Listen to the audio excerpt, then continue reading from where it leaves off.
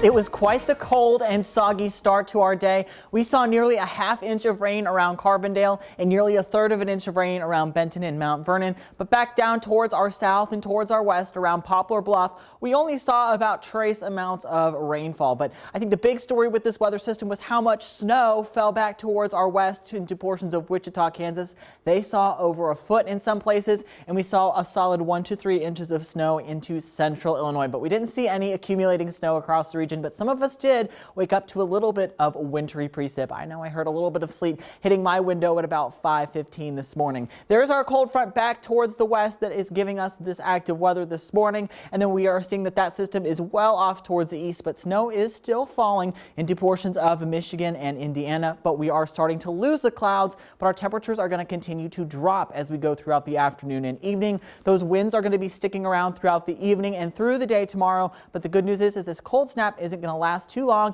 and warmer weather will be returning by the time we make it into the latter half of the work week. Right now, you're taking a live look in Poplar Bluff where the sun has started to set, and the traffic is flowing, but we are seeing fairly gusty winds out there with a lot of places reporting over 15-mile-per-hour winds, and it looks like Harrisburg's wind gusts are getting pretty close to 20 miles per hour. Our actual outside air temperatures right now are pretty close to freezing around Mount Vernon, mid-30s through southern Illinois, and then we are at the freezing mark into Fredericktown. But we still have lower 40s on the board for Paducah and for Murray and for Union City. But when you factor in the wind chill, it's feeling like the low to mid 20s across much of southern Illinois, mid 30s down towards the south. So if you're headed out, you're definitely going to want a jacket for your Sunday evening. And by the time we make it to 7 o'clock, I'm expecting us to be very close to the freezing mark, at the freezing mark by 11 with a wind chill of about 20 degrees. And by 3 o'clock in the morning, I'm expecting us to be at about 29 degrees with a wind chill of 17. There's that cold front that we saw earlier on the radar. That's going to be tracking down towards the south and towards the east and should be out of here by midnight, and it will take those clouds with it. And we could see a few flurries,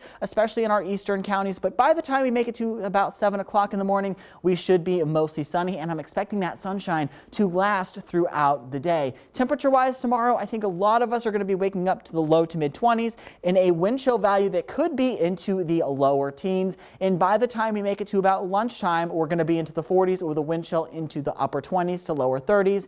And by the time we make it to 4 o'clock, our wind chill is only going to be into the lower 30s with an actual air temperature in the 40s before we get right back down to below freezing by 9 o'clock tomorrow. Those wind chills are going to be due to wind gusts that are going to be close to 20 miles per hour, especially in the morning before they somewhat calm down. But we are tracking warmer temperatures. This cold weather is only going to be lasting through about Tuesday, and then we're going to get up into the mid to upper 50s by Friday and Saturday. So keep that Storm Track 3 app handy because we are tracking increased rain chances, especially as we get into Thursday and Friday. But we should be dry until then, which is good news because it would likely be falling as wintry precip over the next couple of days.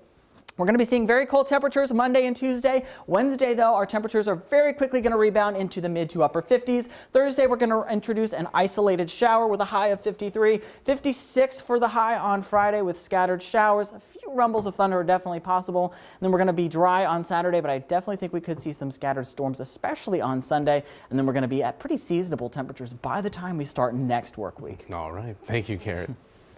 Well, as you